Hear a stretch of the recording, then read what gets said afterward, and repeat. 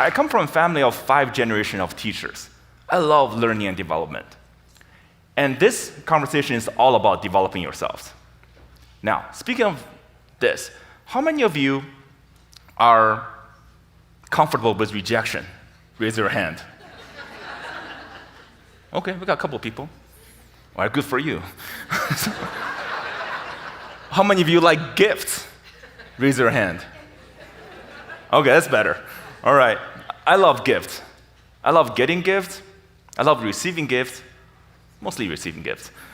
But when I was little, I didn't like gifts that much. Why? When I was in first grade, my teacher came up with this brilliant idea, that she wanted us to not only getting gifts, but to also learn the virtue of complimenting each other at the same time. So she had all of us come to the front of the classroom, there were 40 of us. She said, hey, why don't you guys say nice things about each other? If you hear your name called by someone else, you get a gift and sit down. And she bought all of us gifts. What a great idea, right? What could go wrong? When it started, it was great. Every time I heard someone else's name was called, and I'll be like, yay, when it's my turn. Then there were 20 people left, and 10 left. At the end, there were 3 left. No more compliments, just silence. And I was one of them. You know, at that moment, I didn't want the gifts anymore. I didn't want the compliments anymore. I just want to sit down. And I was crying. I had no idea why no one would say anything nice about me. I thought I was cool. I thought I was popular. Then I saw who was standing next to me. I knew otherwise because I hated those 2 kids. And the teacher was freaking out. She was like, oh my God, will anyone say anything nice about these people? No? Okay, why don't you just go get a gift and sit down? You guys behave better next year so someone will say something nice about you. I bet he didn't take the Vital Smart training. Ever since that day, I would just die not to be in that situation again, getting rejected in public.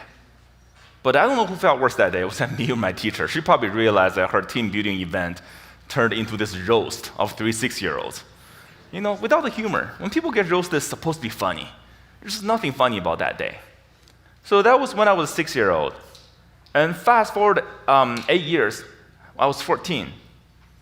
I changed. I grew up.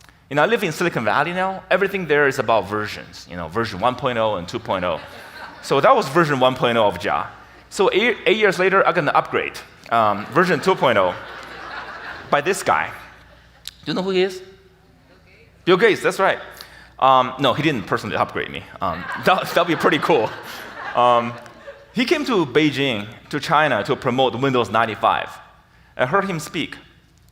I just loved that guy. I loved everything about him. This entrepreneur story, this idea of using technology to change the world. So I said, okay. That night, I wrote a letter to my family telling them, oh, okay, I got my life figured out. Don't worry about me. By age 25, I will build the biggest company in the world, and I would buy Microsoft. You know, I didn't make this up. My family kept this letter for me for all these years, and they sent it to me when I was 30. They're like, have you done this? This is the letter. By the way, you don't have to read it. It's really bad handwritten Chinese. But I did highlight some keywords for you so you know what I'm talking about. In that letter, I also said someday I will go to the United States to fulfill that dream because it's the land of opportunities, and that's also where Bill Gates lived. I want to beat him on his home court. And so 2 years later, I was given the chance of coming to the US, and I jumped on it. And so that was when I was 16. I thought that's the start of a great entrepreneur journey. Someday someone would write a book about me, like I'm this great immigrant entrepreneur from China. And then fast forward another 14 years. One day I woke up, I was 30. Nope, I didn't build the biggest company in the world. I didn't even start. And worse yet, I felt completely stuck at work. Why? It was like every time I had this new idea, every time I wanted to do something, whether to step out of work or within my company, I want to make a new proposal. I want to speak in front of people. There was a constant battle between the 6-year-old and 14-year-old. One wanted to change the world, another was afraid of rejection. And guess what? Every time that 6-year-old won. When you think about training and development, I'm a self-development junkie. I read tons of books. But when it matters, none of those knowledge came to me. What came to me was memories. And my memories was about rejection. So, and this fear even stayed with me after I started my own company. So I quit my job and started my own firm when I was 30. If you meet Bill Gates, you have to start sooner or later, right? A few months into my venture, I was rejected with the investment. I thought for sure I wasn't gonna get. And I wanted that so bad, I even dreamed about it 5 different times. But when the rejection came, it was just a one-liner email from the investor said, nope, we're not gonna do this. At that moment, I remember I was in a restaurant with a friend celebrating her birthday. When I saw that email, I had to just stood up and walk out so people wouldn't see me cry in front of them. I really didn't know why I was hurt this bad. I thought I was tough. I thought I was prepared. I was smart. I got a good team. But at that moment, the 6-year-old was standing on my shoulder again, just whispering into my ears. He was like, hey, who do you think you are? You want to be an entrepreneur? That's for geniuses like Steve Jobs and Bill Gates. You just want to be. You should quit now before you embarrass yourself more. At that moment, it would just dawn on me. Okay, would Bill Gates wanting to give up after a rejection like that? Would anyone successful at anything wanting to give up after a rejection like that? No. I can keep going. I can build a better team, a better product, but I gotta be a better person. I gotta be a better leader. I cannot have that rejection problem keep going for me. I have to put that 6-year-old back to his place so he wouldn't talk to me anymore. So what did I do? I searched online. Google's my friend. I searched, how do you overcome your fear of rejection? I saw a bunch of articles written by psychologists. Where's your fear and pain coming from? I was like, okay, that wasn't that helpful. Then I saw a bunch of articles written by sales gurus, just like screaming into my face, rah-rah articles. And they're like, hey, don't take rejection personally, just move on, overcome it. I'm like, who doesn't know that? If it was that simple, why was I still so afraid? Then I saw a website, it's called rejectiontherapy.com. Now that was interesting. So I take a look. For those of you who don't know, rejection therapy was this game invented by this Canadian entrepreneur. And he's got some real rejection issues. So he came up with this game of a deck of 30 cards. Each card will give you a suggestion to get rejected at something. The idea is if you go look for rejection, instead of running away, you do it for 30 days. By the end of it, you would desensitize yourself from the pain of rejection. And you become this badass. I'm like, that's the best idea I've ever heard. I want to be a badass, I want to be the badass ass of them all. So I said, okay, I'm going to do this. But instead of doing this for 30 days, how about if I do this for 100 days? Let me overdose on rejection. I want to see what happens. Instead of doing this just by myself, I'm going to film myself and put this on YouTube and make a video blog or vlog out of this thing. That's how they call it nowadays. Because if I do it by myself, I'll quit pretty easily. But if I have a community or people, watching me, they will hold me accountable. So that's what I did. This was the website, what it looked like then, and looked better now. So rejection 1, borrow $100 from a stranger. Okay.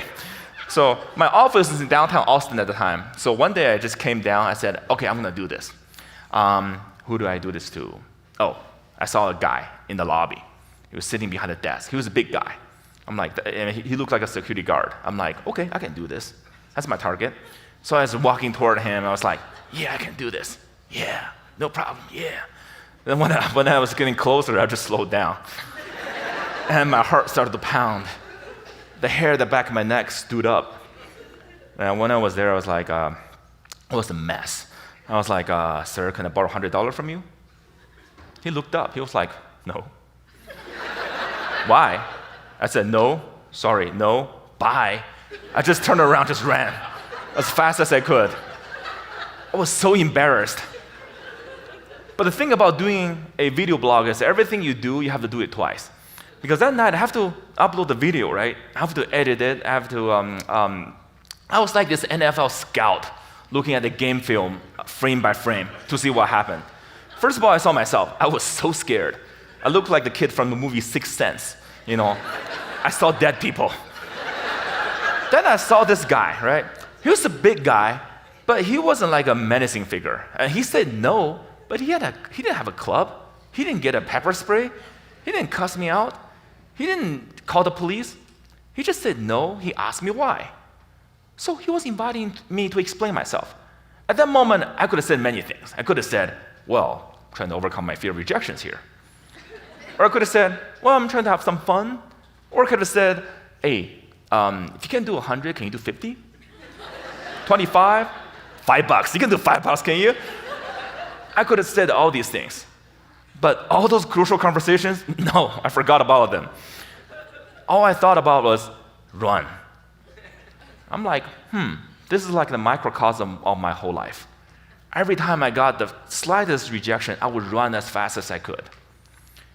So I said, tomorrow, no matter what happens, I'm not going to run. I'm going to stay engaged. I will chat. I'll see what happens. So rejection 2, request a burger refill. So, okay. So one day, I went to a restaurant and I got a very juicy cheeseburger and it was really good. So afterward, I went to the cashier and said, hey, I love your burger. Can I get a burger refill? He was confused. He was like, what do you mean a burger refill? I was like, just like a free drink refill, but with a burger instead. And he was like, sorry, we don't do burger refill, man. That's where the rejection happened. But this time, I didn't run. I stayed engaged. I was like, hey, if you give me a burger refill, I will come back here every day. I will tell everyone about it. That's really good for a free burger, right?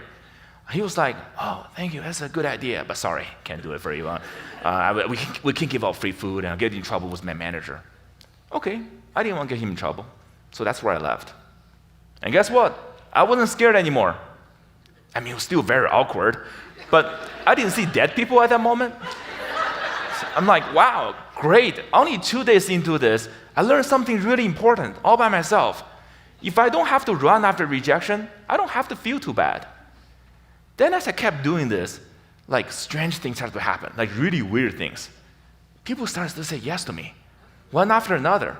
So for example, one day I had this soccer ball in my hand and I would knock on someone's door and the guy opened the door and I said, may I play soccer in your backyard? And he was like, soccer in my backyard? And then he saw me, I had a soccer ball, shin guards, cleats, all decked out. And he was like, I guess so, come on in. I was like, now what? So I don't know how to play soccer with myself in the backyard, so I just went in and bounced the ball off my foot, and before leaving, I said, how can you say yes to me? He was like, dude, this is so off the wall, how can I say no? I'm like, okay. So there's another day, I was driving down the highway, I saw a police car, and I was waving at him, he was waving back. I'm like, no, I want you to stop. So I put him over. I said, officer, can I drive your car?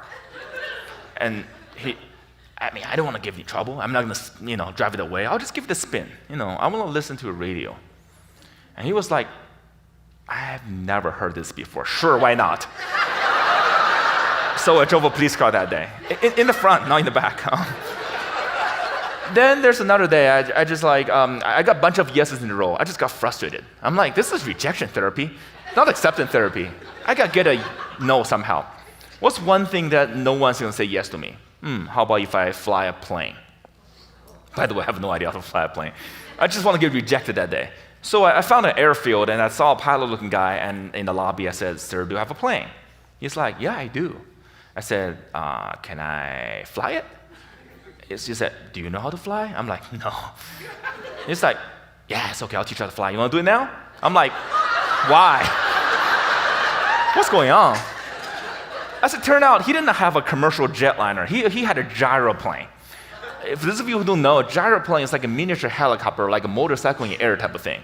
So this guy, he just bought his Java plane. He wanted to show everyone how awesome it is. And he taught me how to fly. It was amazing. I'll tell you more about it later. But by the way, I have video evidence for all of these.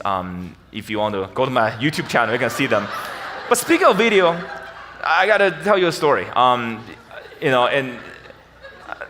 this is probably the most famous story, video. Because of time, I don't have time to show it. But one day, I went to a Krispy Kreme shop. I went to and talked to the donut maker. I said, "Hey, can you make me donuts that look like Olympic symbols? Just link them together." There's no way they're gonna say yes, right? I was gonna come in and make a joke and leave. Man, the donut maker took me so seriously. No matter what I tried, she couldn't say no to me. And in 15 minutes, she came up with this box of donuts that looked like Olympic symbols. By the way, I encourage all of you to watch the YouTube Olympic donuts, because it was very funny and famous.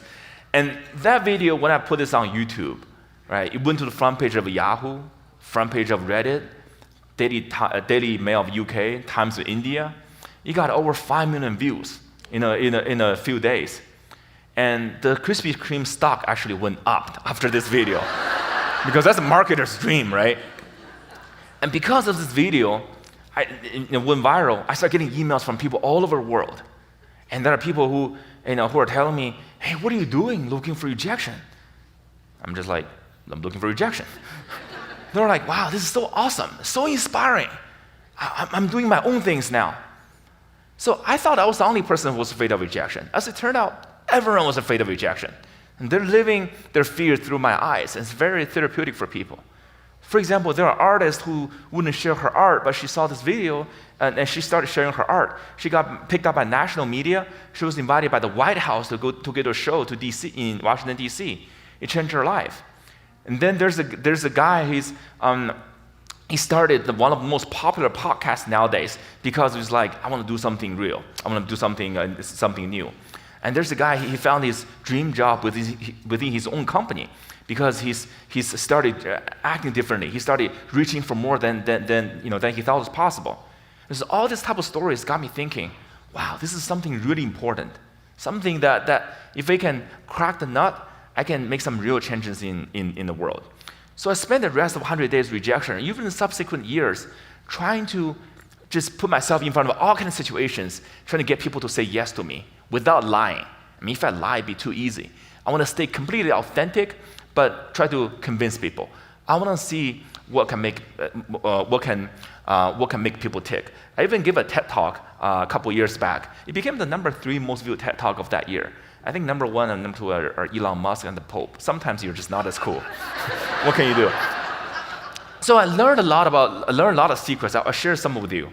First is the answer to this question: what is rejection? What is the thing we're so afraid of? But if you overcome that fear, you can make some real changes in your lives. As it turned out, rejection is pretty much a numbers game. It's a numbers game. For some days, I could ask for something absurd. Now, I would get a yes. Sometimes I could ask something pretty moderate. I would get a no. But if I want to get a yes, I just talk to enough people. Someone will say yes to me at the end. It's almost as if there's a number associated with every rejection. You go through enough no's, it becomes a yes. Speaking of number, do you have any Harry Potter fans here? Cool, yeah, there we go. How about the book? Anyone read the book? Good, okay. I'm not surprised. Harry Potter is the best-selling book in modern history. It blew every other book series out of the water. And you would think a book that good, when it first came out, every publisher on earth would try to publish the book, right? It's a gold mine. Nope, that wasn't the case. The author, her name's J.K. Rowling, she had to go through 12 different rejections to get her book published. And every rejection sounded similar. What, they tried to write a children's book? This long? Oh, there are people dying in the book? It's about dark magic? Come on, try something new, get a real job. It's on the 13th try, they also rejected her, but the chairman of the publisher handed the manuscript to his granddaughter, who would not put it down. She just kept reading and reading until she exhausted herself. That's where maybe we should try this. So they published the first Harry Potter book under very low expectations, and the rest was history. Think about it. If it took J.K. Rowling's 12 rejections to get Harry Potter published, how many rejections do we have to go through to get ourselves published, to get our ideas published, to get our business published, to get our training published? Rejection is a numbers game. It goes through enough no's, it does become a yes. Then rejection is an opinion. It's an opinion. I think we need many things in this world. We need more love, sympathy, understanding, and courage, and definitely more bathrooms and free drinks. But one thing we have plenty of is opinion. If you don't believe me, just get on the internet. Go to Facebook, turn on your TV. Everyone has something to say about something, and they can't wait to tell you how they feel about something. It's almost as if opinion is like the cheapest resource on earth. It's completely renewable too. But rejection is nothing more than opinion and preference of the rejecter. It actually says more about the rejecter than the rejected. In these 100 days, I could be the same person asking 10 people the same question. Someone will say yes, someone will say no. Someone will smile and give me a high five. Someone just couldn't wait to get away from me faster. I was the same person posing the same request. It says everything about that person's state of mind, or maybe what happened to him or her the night before, or maybe it's a lifelong of understanding or education, needs, prejudice, who knows? It has nothing to do with me. It has everything to do with that person. But when it comes to rejection, we think it's all about us. Because we're the heroes of our own journey, and we're the center of our own universe. That's why every rejection felt like an indictment of who we are. Every acceptance felt like a confirmation of our merit. It's not. It's just an opinion. Then rejection is a source of knowledge. So I wrote this book a couple of years back. I wrote the book not because I wanted to write a book or make money. I actually didn't make money. I wrote the book because I learned so much. I went to pretty good business school. I thought I'd learn a lot about business in those 2 years. As it turned out, I learned a lot about PowerPoints and spreadsheets. In these 100 days, I felt I learned more about business, especially when it comes to communication, negotiation, or even leadership that I did by business school. I'll share some of the learning with you. For example, what do you do when people say no to you? What do you do? Most people do one of two things: fight or flight. Fight, it doesn't mean fist fight. It means you start to argue with the other person, right? How can you say no to me? No, you're wrong. But when you argue, that's not the best way to change people's minds, because your emotions get involved, your opinions get entrenched. When was the last time you changed people's mind by shouting them down? It just doesn't happen, right? The other part is flight. It's even worse. Because if you run, not only you're not changing minds, you're actually at the mercy of your own judgment. You lose confidence. And there's a third way, which is you can ask why. You can try to find out what's the reason. By asking why, you're buying yourself more time, right? You're putting the ball back to the other court. And also, they're rejecting you not because they hate you, not because they're rejecting you as a person. If you can find there's some underlying reason, you can possibly turn the no into yes. For example, one day I had this flower in my hand. I went to this guy's house. I just knocked on the door, and he opened the door. I said, "Can I plant this flower in your backyard?" I didn't know why I like people's backyard that much. It's like my playground. And he was like, "Oh, sorry, no." But before he could leave, I said, "May I know why?" He was like, "Yeah, I have a dog that would dig up anything I put in the backyard. I don't want to waste your flowers. You want to do this? Why don't you go across the street and knock on the door and talk to Connie? She's my neighbor and she loves flowers." I was so excited because I just got a referral. So I went across the street and knocked on Connie's door, and she was so happy to see me. Half an hour later, there's this flower in Connie's backyard. I hope it looks better nowadays. The thing is, had I just left at the initial rejection, I would have thought of many reasons. Maybe I didn't dress up well, maybe I didn't speak clearly, maybe the guy didn't like me, he didn't trust me. As it turned out, none of that was the reason. The reason he said no was because what I offered did not fit his needs. And he liked me and trusted me enough to offer me a referral, which I converted. So again and again, I learned that if I just calm down, right, and try to find why, I have a chance to turn no into a yes. Something else you can do, okay, is you can ask for something else when we get rejected. Ask for something less, not more. For example, one day I went to this hotel, the best hotel in Austin, and I went to talk to the front desk lady. This is what she looked like, and she's a very nice person. I said, "Can I have a free night here?" She was like, "Oh, okay, we don't do that now." Okay, I was thinking, when do you do it? I'll come for that promotion. But I didn't say that. I was like, yeah, it's okay. Can I take a nap in one of your rooms? She was like, sure. So she sent a bellman with me to one of their suites. I took a nap there. It was cool. But the thing is, had I just come in and asked for taking a nap, she might have thought I was crazy. She might still thought I was crazy. But the thing is, I was able to get a yes because I asked for something less, right? After getting rejected. When we think about rejection, we'll think about it as something that's something terrible. It's a moment of failure. As it turned out, it's a moment of opportunity. Because when people are saying no to you, they actually feel a little bit bad. They feel a little bit indebted. So when you are trying to negotiate, when you ask for something less, basically you're negotiating. You're making a concession. People actually want to return in kind. There's actually a pretty solid study on this, that if you ask for something big, got rejected, then you ask for something less, the chance of you getting a yes on that request is actually a lot higher than if you ask for that request straight. So by the way, I can go on and on. I talk about, in my book, talk about 12 different ways to how to turn no's into yes, and how to get more yeses, and how do you actually say no to people without damaging the relationship. In fact, if you do it well, you can actually strengthen the relationship and make the other person a fan of you. But because of time, I do want to leave you the most important lesson I learned in 100 Days of Rejection. 2 words, just ask. Just ask. Remember I mentioned that I flew someone's plane? It was the best flying experience in my life. When I think about flying, it's all about going to the airports and a couple hours early and take out my belts and my shoes and make sure my pants don't drop while I walk through that cancer-inducing bone scanner. That's my flying experience. But that day I had none of that. I flew like a bird. There's a minute I was like only a couple feet above the cornfield. I feel I was a seagull looking for fish above the ocean. The next minute I was like 1,000 feet in the air. And there was a cloud around me. I was touching it. I was kissing it. I felt I was this eagle. It was amazing. But all this time I just kept asking myself the same question over and over again. Wow, what if I didn't ask? What if I didn't ask?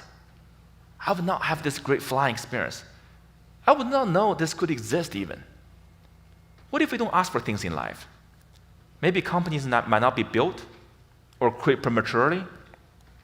Art might not be shared. Maybe business opportunities might be lost. Or promotions might not be had. The reason we don't ask for things is because we think rejection is terrible. It's just so terrifying. So by us avoiding negative or achieving that positive, right? That's just a lie. It's a lie we keep telling ourselves every day, because when you're not getting out there and getting rejected, you're just rejecting yourself by default. And we're our worst rejecter. So no matter what happens, let the world reject you. Don't reject yourself. Then lastly, gifts. Rejection used to be this monster that haunted me my whole life. But as soon as I stopped running away from it, it became my biggest gift in life. Because now I get to go to some of the best universities and companies in the world. I get to train the people how to become rejection-proof. And this, as an entrepreneur, that's all I wanted. I'm even going back to my tech route. I'm developing a software system. I want to turn every way possible to teach soft skills through challenges.